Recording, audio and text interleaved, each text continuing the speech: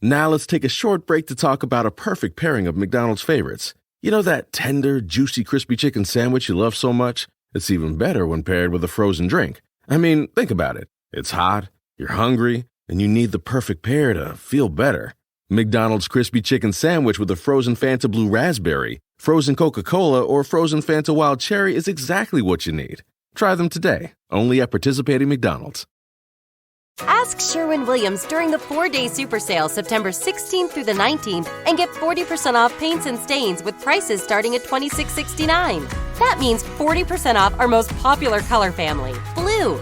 Psychologists have found it to be soothing and relaxing, which makes it especially great for bedrooms and bathrooms. And of course, 40% off all of our other colors. Shop the sale online or visit your neighborhood Sherwin-Williams store. Click the banner to learn more. Retail sales only. Some exclusions apply. See store for details.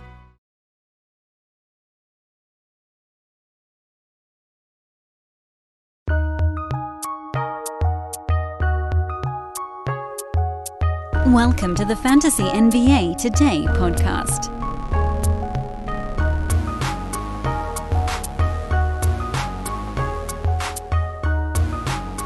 The countdown to opening day hits 29 days. We're under the 30-day mark. It's 4 weeks tomorrow from opening night in the NBA. Presumably, you guys will all have your drafts done a couple days in advance, so we are most likely under 4 weeks from all of your fantasy drafts being done.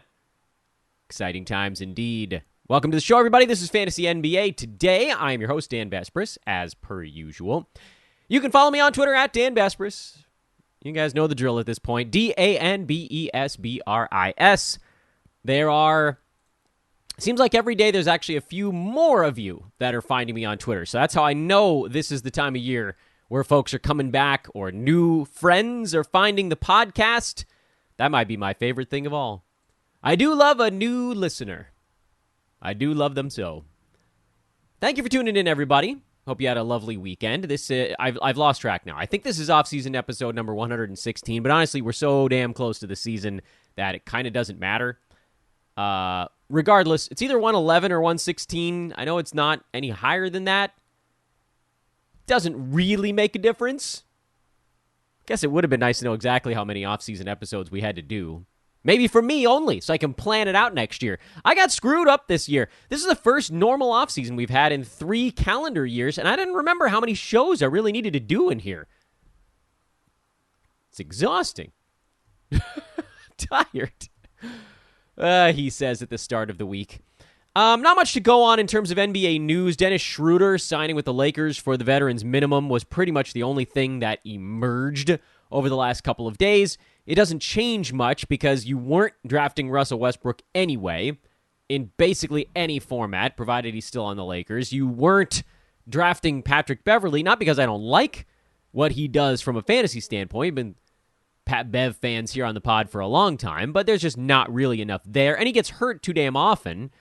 So, yes, out of position rebounds and blocks, stuff like that. That's always fun, but then you play for 2 weeks and then you're out for a week. That is not so fun. So fantasy-wise, it makes no difference at all.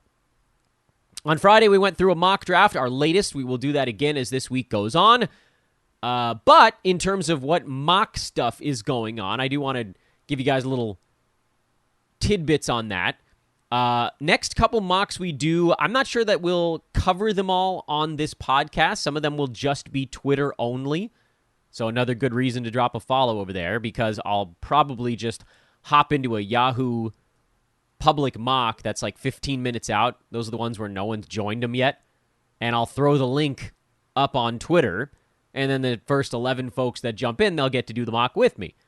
And those are fun because of what we talked about on Friday's show, which is it's important to do mocks with competitive opponents to get a feel for me at least in particular, this is sort of the where are the sports ethos people going to be taking folks, those that follow and read along with what I put out there. But at the same time, the nice thing about doing it with Twitter is that the people that follow me on social media also follow a lot of other fantasy analysts, generally speaking.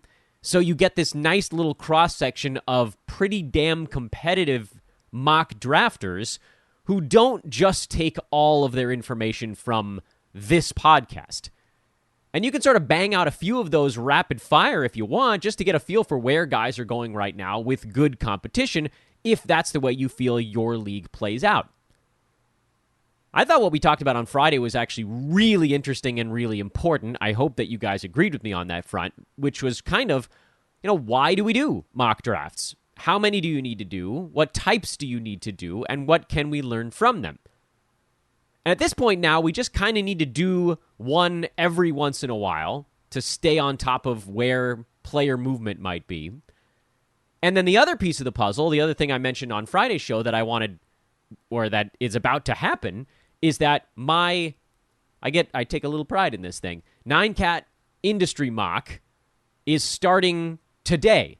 That's a slow draft. I will be putting those picks out on Twitter as they happen with the analysts that did it, so you guys can get a feel for who's doing what. I'll try to do the draft board at the end. It doesn't generally fit in one screenshot, so it's kind of a pain in the butt, but we'll see what we can put together. So that should be a lot of fun. I hope you guys will enjoy that as well. On today's podcast, we're not only going to talk about how mock drafts work. We're not only going to talk about what's coming up in the mock draft department. We are also going to cover some actual fantasy basketball. I put out a mailbag post like 20 minutes before I was planning on recording this show, so we got a couple of questions there. Not a ton, because NBA Twitter is still pretty damn quiet. That'll change next week, because that's when media days come. Although I think the Hawks have it on Friday before they travel, but everybody else is first thing next week. And then a week after that is when preseason games happen, and then things are really going buck wild. So we'll get through some of these mailbag questions, maybe all of them, depending on which ones I like. I also want to check in on ADP data to see if it's beginning, or not so much beginning, but continuing to slide in the direction of Yahoo's X ranks. I think we also should check in to see if there's been any adjustments there. I don't believe there have been. I believe the projections in the X ranks for Yahoo have stayed the same since the middle of last week. Yeah, they're still fading the crap out of Trae Young, despite having him play 75 games. It's an overwhelmingly low number for him in their projection engine. They hate Trae Young. What are you going to do? Ah, well. So we'll check in on ADP information. We'll check in on some of these mailbag questions, and then we'll send you off into the distance. Over the rest of this week, we'll probably start to look at some of the results of this industry mock. I think this is going to be a thing that provides us with days of content and a lot of information, because then, once it's over, we're going to have basically everybody from that mock draft on the podcast to talk about the teams they drafted and give out some of their favorite plays, either from that draft or guys that they were looking for that did or did not get. And you guys can get some really cool, free, high-end nuggets from some of the biggest names across the fantasy industry. Not all of them, but quite a few.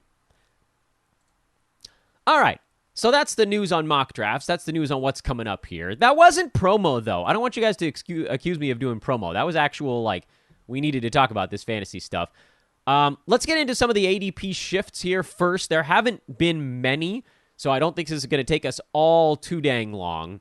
But a couple of things have jumped out. Number one, you've seen Joel Embiid continue to climb the ranks. He's just behind Giannis now, and could actually move back into that number 3 slot before our next actual check-in on this stuff. Otherwise, the top of the draft has pretty much settled. The ADPs, I don't think the X ranks are going to change much in there, and I don't think the ADPs are going to change much. And so the first 12 names that you can expect off the board are largely set in stone. The exact order of them remains a bit up in the air. There are some question marks. It's going to depend on your league. But right now, the ADPs in order are Jokic, Durant, Giannis, Embiid, Luka, and Trae. That's the front 6. Steph, Kat, Tatum, Harden, LaMelo Ball.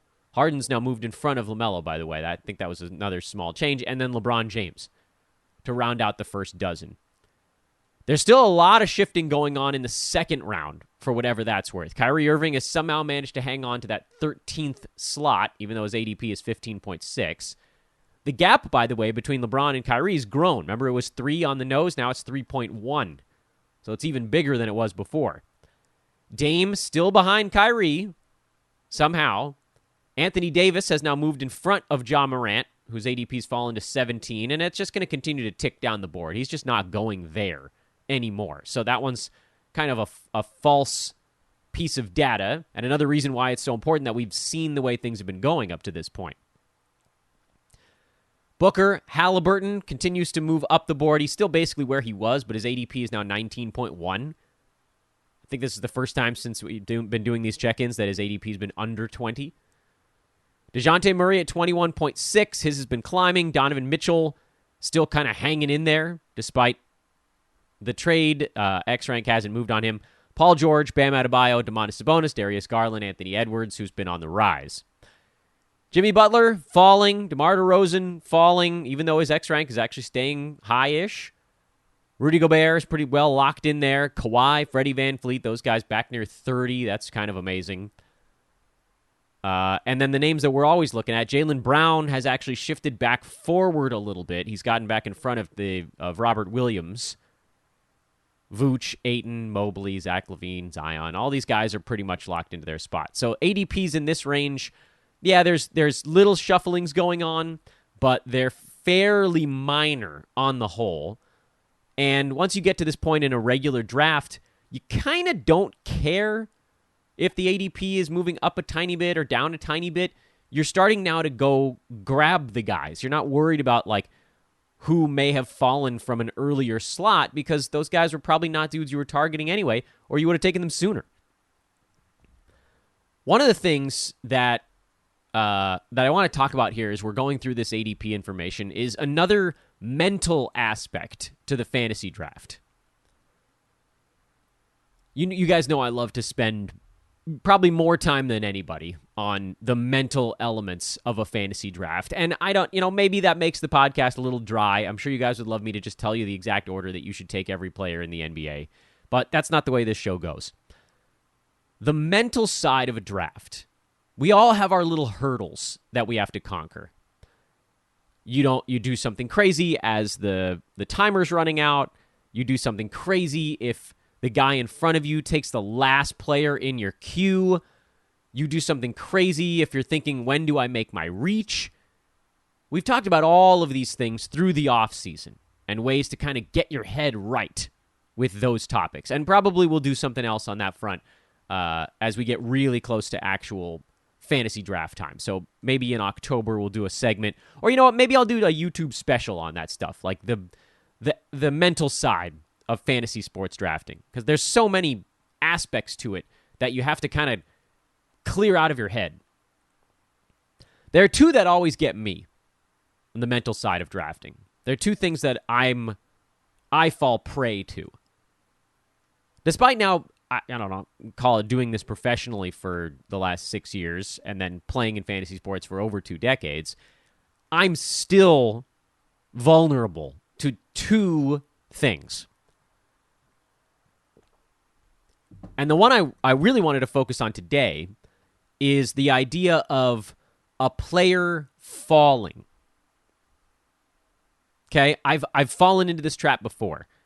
The most recent time I can remember it is like 3 years ago, Julius Randle. 3 seasons ago. That was the one where he did not play well, I believe. I don't know. I don't remember. I can't keep track of the years. I'm telling you, man, once you have kid number 2, everything else just evaporates.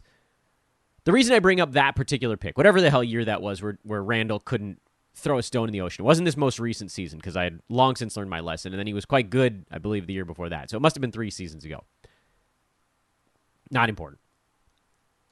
What is important is that I was in the middle of a draft, and I had a queue set up for 6 or 7 players, and it was like 8 picks away from me. And I thought, okay, there's like an 80 to 95% chance that I get at least one of these guys.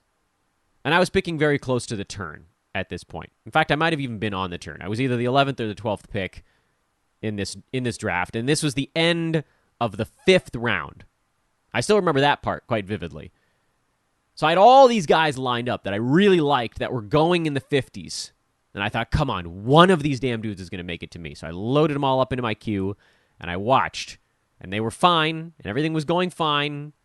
Everything was hanging in there. I had like 7 or 8 names in the queue, and then one came off like 12 picks away. All right, we're okay. And then 5 consecutive picks.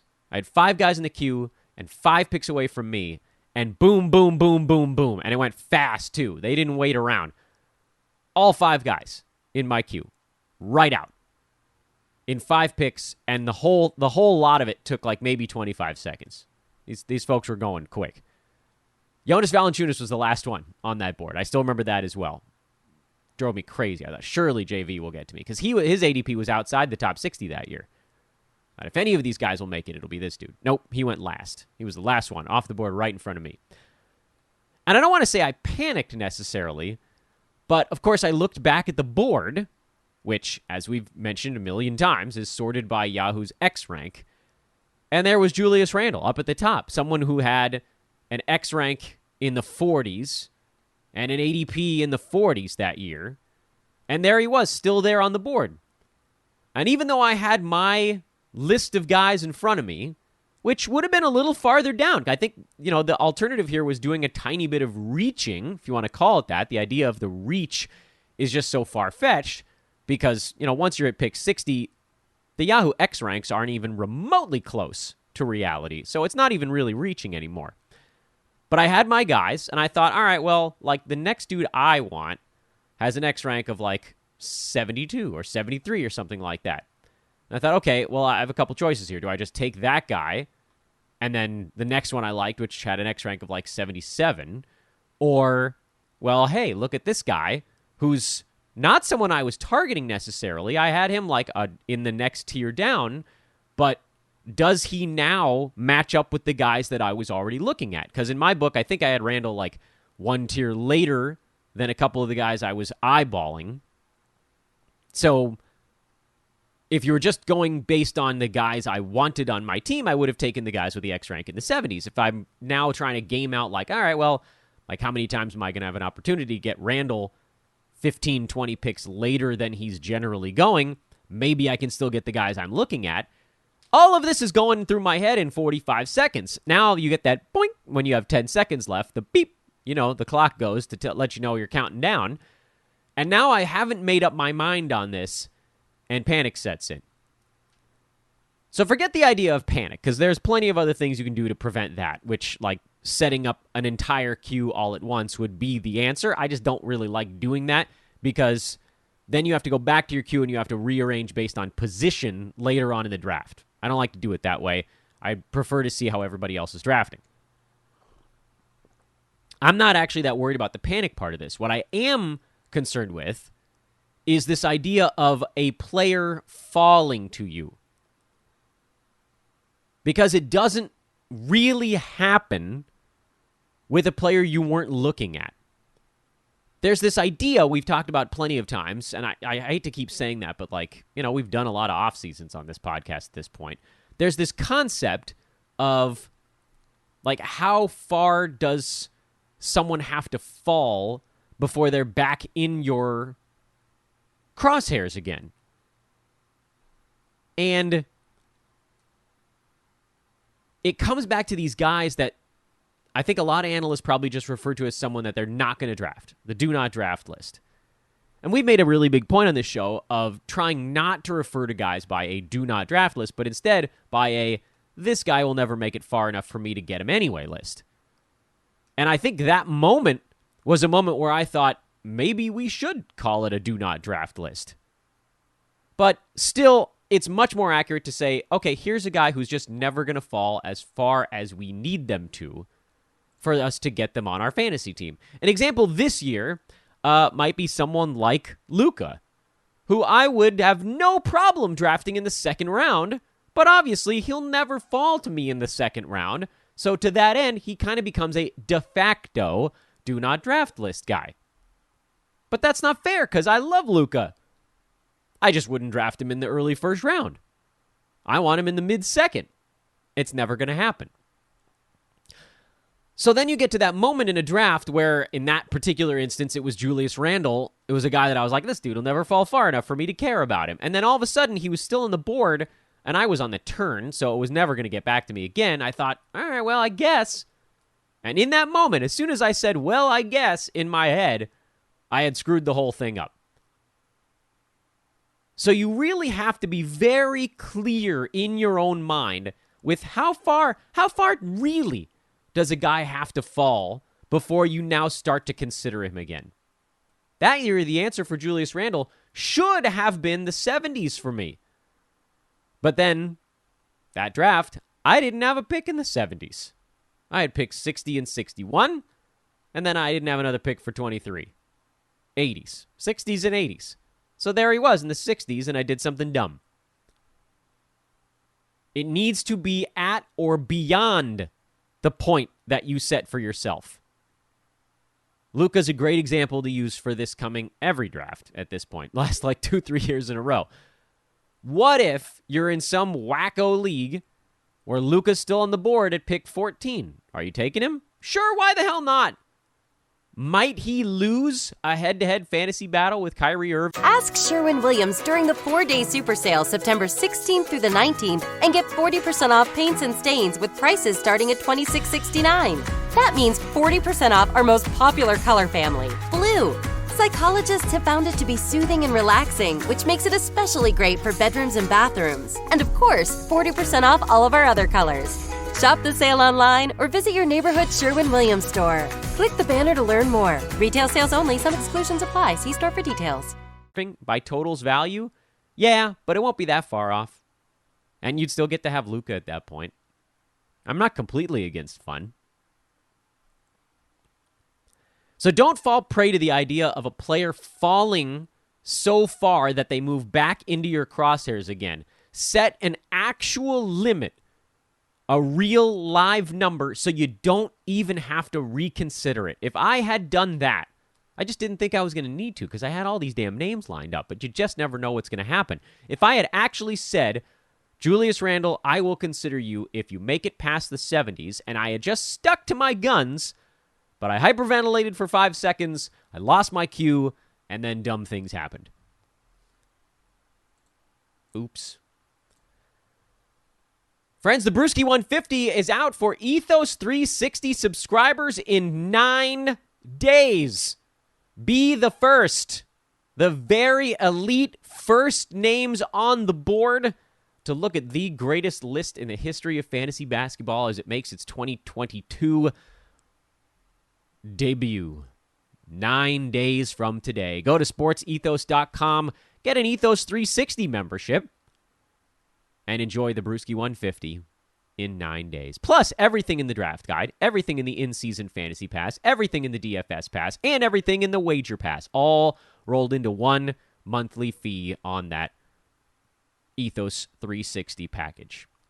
If you do not need the B150 earlier than everyone else on the planet, if you feel like, you know what, I'll be fine, my draft is 5 days before the season starts, get yourself a Fantasy Pass or a Draft Guide. Draft Guide access turns off on opening night. Fantasy Pass access lasts for 6 months. It's a 6-month membership. You can keep it going after that, or you can cancel at that point. It's only $5.99 a month for the Fantasy Pass people. $5.99 a month. I could have saved that by not paying for parking the last time I went down to the beach.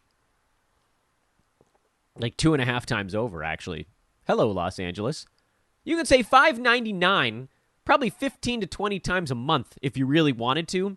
Please do it once and get a Fantasy Pass. It keeps us going here at Sports Ethos. It's a big part of what we do. In fact, it's basically the only thing we sell all season long is this next 4-week stretch. So please do go to sportsethos.com or follow me on Twitter at Dan Bespers. I'll be retweeting this stuff a few times a day at least. We're also emailing about it. Go get yourself something today. And while I'm telling you guys things you can or should do, why not hop into a Sports Ethos Listener League with other folks that listen to this podcast and the rest of the stuff at Sports Ethos? It's a reader and listener combo league. We have Roto, head-to-head, free cash leagues. They're all available. Hit me up on Twitter at Dan Bespers or email roster@sportsethos.com with any of the stuff I've been talking about. If you don't have social media, that's another way to get in touch with us over here. If you have any questions about our premium stuff, you can email roster@sportsethos.com or bug me on Twitter. I do not mind at all. This sales season is so important. It powers the locomotive for the rest of the year.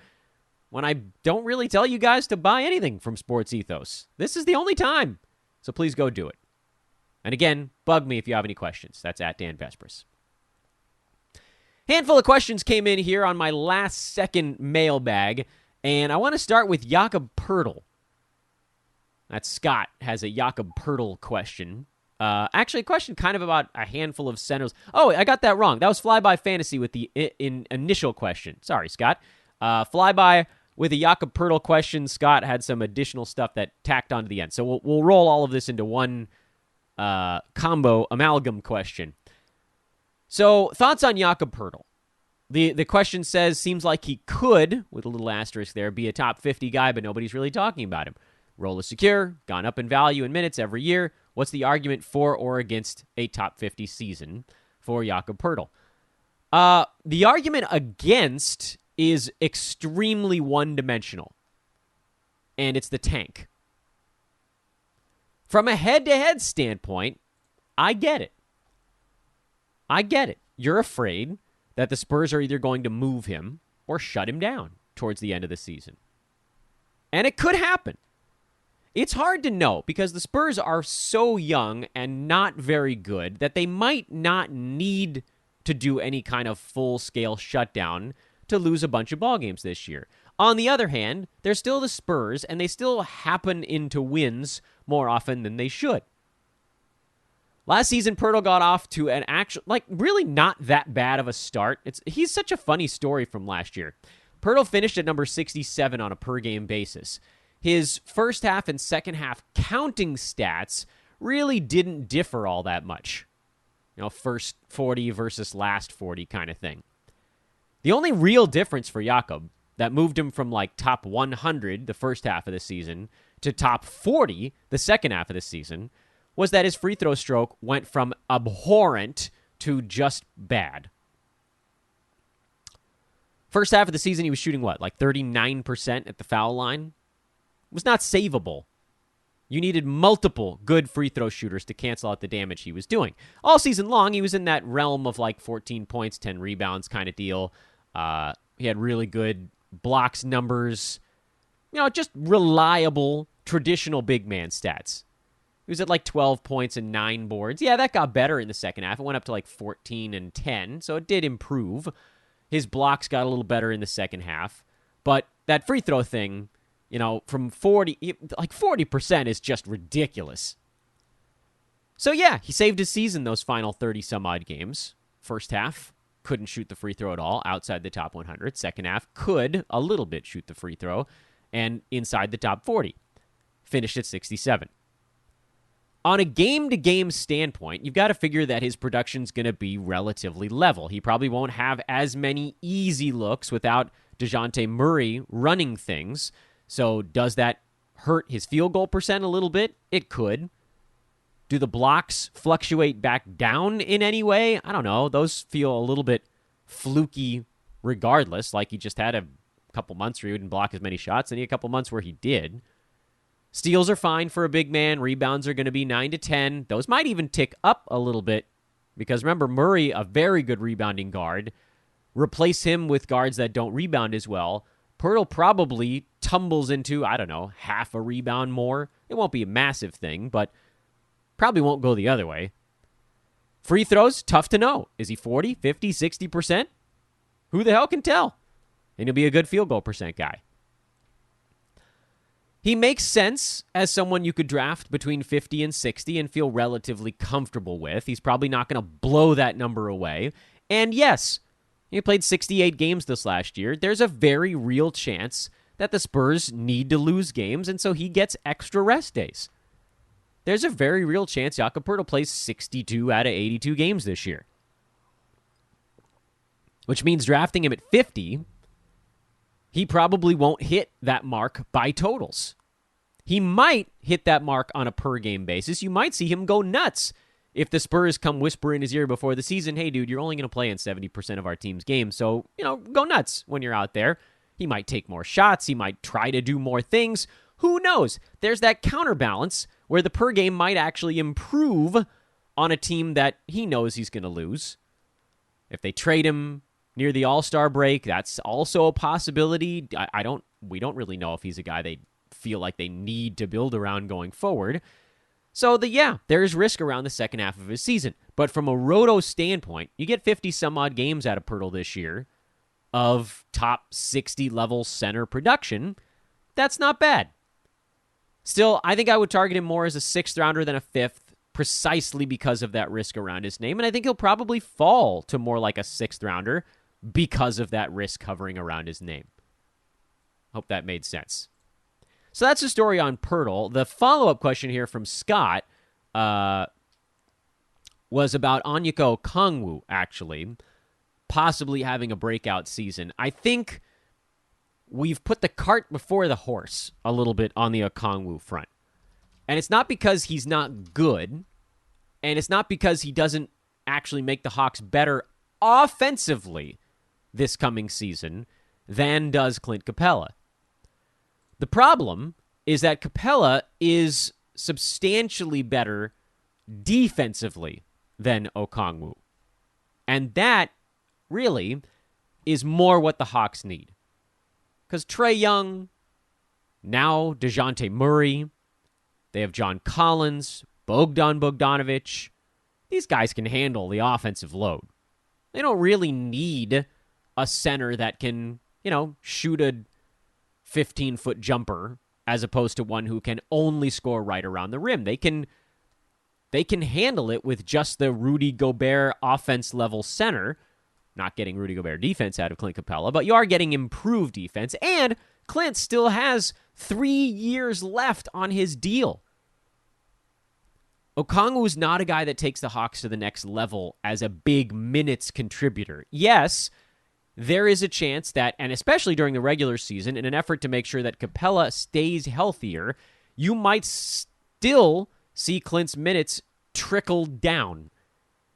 He only played 27.5 minutes a game this last season. That's a number that has been pretty steadily on the decline, although, he played a ton the season before, which was a little bit of a surprise. We ended up getting him as a huge steal, and he played over 30 minutes a ball game. I think we all kind of thought he was going to play about 27, 28 minutes a game with the Hawks when he first got acquired. So this last season wasn't a massive surprise on the Capella front. The usage drop was a little bit more surprising. He seemed much less engaged on a game-to-game basis. His rebounds fell from 14.3 down to 11.9. That's way more than they should have fallen off, losing only about 8% of his playing time. Like, that didn't really make sense. Now, to be fair, 14.3 the previous year was a bit high, given he's been at about 11 in 26 and some odd minutes in his career. But recently, starters minutes, he'd been above 12. So if you're looking at 11.9, that's a number that probably carries over. Maybe you see it tick off a little bit. The blocks were low this last year. That's a number that you might actually see come back a little. His free throw percent was also very low. He'd been in the mid-50s, even got into the 60s briefly in there, and shot 47% at the line this last season. So there's a lot of stuff with Capella that was worse this last year that was actually more anomalous. The rebounds, the scoring, that stuff might continue to trend down or hold steady if he does play 26.5, 27 minutes a game. I just don't see how they tip that far in the other direction on that scale. I like Okongwu. He's a long-term solution. Maybe a year from now, maybe he does show enough growth this year defensively that they can turn that into a little bit more of a timeshare. But if Capella's healthy, he's the starter, and that means he has the easier path to more than 24 minutes a game. Could Onyeka Okongwu get it done in less than 24 minutes a game? The answer there is a soft yes. He was number 129 per game last year in just under 21 minutes per ball game. Unfortunately, he's probably looking at maybe just over 21 minutes per game this year. So we're talking about not even really a 5% jump for him. So the sky is not, unfortunately, the limit unless Capella goes down. And even if he does, you'll see Okongwu start, but I still don't think that guarantees him more than 25, 26 minutes a ball game. He's obviously a startable guy in that role. But the Hawks have so many offensive weapons. Okongwu does do a little more of his damage on offense. His defensive stats are better than his actual defensive impact, at least for now. That can change. I think they really hope it does, and it might, frankly. But we're not there yet. So he's more of a keeper dynasty sort, where Capella still kind of stands in front of him. This one running a little longer than I expected. I ended up doing a longer answer to that one. I want to talk about... Let's see if we can get two more players in here real quick. We had a question on Franz Wagner. How many games did the Magic win this year? Well, if you remember, I did that whole week on our on season win totals. I like the Magic to go over their total. I think that's a team that got the number one pick, and so they kind of feel satisfied with their tank job. I don't think they are going to be actively tanking. They're still going to lose a bunch of ball games, but they're going to likely go over that opening line. I don't remember what it was, and I don't know what it is right this second. But they were one of our preferred overplays as we went through the season win total stuff. As far as what Wagner does, he looked great in the Eurobasket stuff. He was 103 per game last year, and you probably see his usage tick up a little this season, but not as much as folks might want. And the reason for that is that this team did just get the number one damn pick and didn't really lose anybody that took shots last year. In fact, you might even argue that Markelle Fultz will get to do more. Banchero is going to get to do plenty. Jonathan Isaac might resurface somewhere along the way. They brought back Bamba. They still have Wendell Carter Jr. They still have Cole Anthony. I don't know where Wagner's a ton of extra shots come from. Maybe he gets like one extra shot per game, 1.5. Is top 75 achievable with that small of a bump? It's close. I don't know how he becomes the centerpiece when you just got the number one overall pick. They're going to want to be, and they're going to have to. Banchero's going to be asked to do a ton of stuff. Maybe you see Wagner play 32, 33 minutes a game instead of 30.5. That could be the answer to getting him an extra shot and a half per game. Maybe an extra quarter of a rebound, quarter of an assist. Little things like that. They can add up and push you to that 65, 75 range, but that feels like kind of where you're maxing out, at least the way the Magic are currently constructed. But yes, I do like them to go over. I think the Magic will clear the very low bar that was set for them in the preseason win totals. And finally, Pascal Siakam is the last question. Really, nobody's talked about him at all. Last year, he was terrific. The question actually here is, why isn't anybody talking about him as a guy that could go even higher? Well, the answer is that last year went about as well as it could have possibly gone when you consider he started the year hurt. 23 points, almost 9 rebounds, 5.3 assists, 1.9 combined defensive stats, good field goal percent. Not great from the free throw line.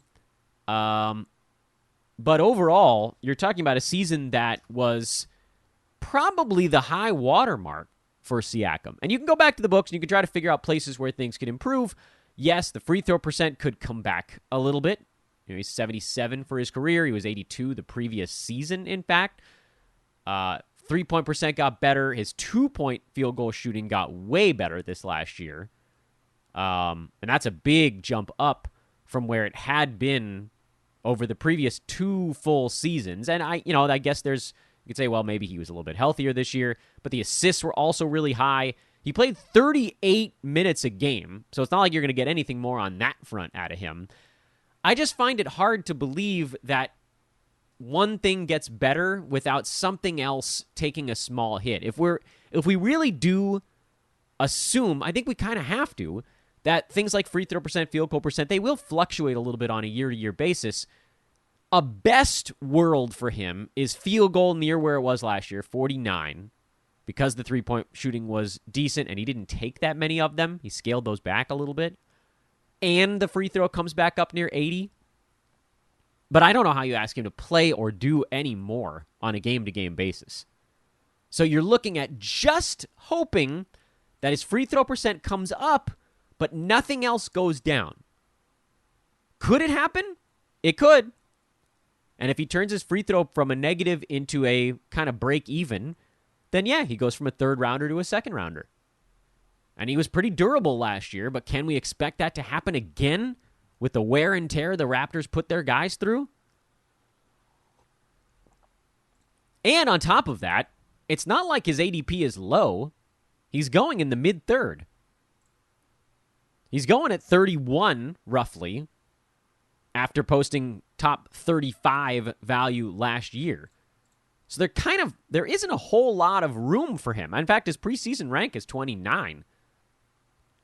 I don't know how you go a lot sooner on Siakam, unless, again, you're like, okay, well, I'm betting on just his free throw percent gets better. Yeah, if he fixes free throw percent, then his per-game rank is probably a little bit better than 29.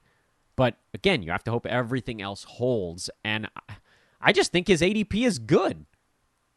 He's one of those names that we're not talking about very much because his ADP is probably right. Near 30. Maybe a little bit after that. Just a hair. If he's durable, he beats it. If he doesn't, he doesn't. All right, let's put a pin in this thing for now. We've gone longer than expected anyway. We'll start talking about some of the industry mock stuff tomorrow. Any news that breaks, we're counting it up, counting it down, whatever you want to call it. Twitter, I will talk to you over there. Again, I'll be live tweeting some of the picks on Twitter. We'll set up some mocks on Twitter. We're going to be doing a lot over on social. It is at Dan Besbris, DanBesbris. Have a great Monday, everybody.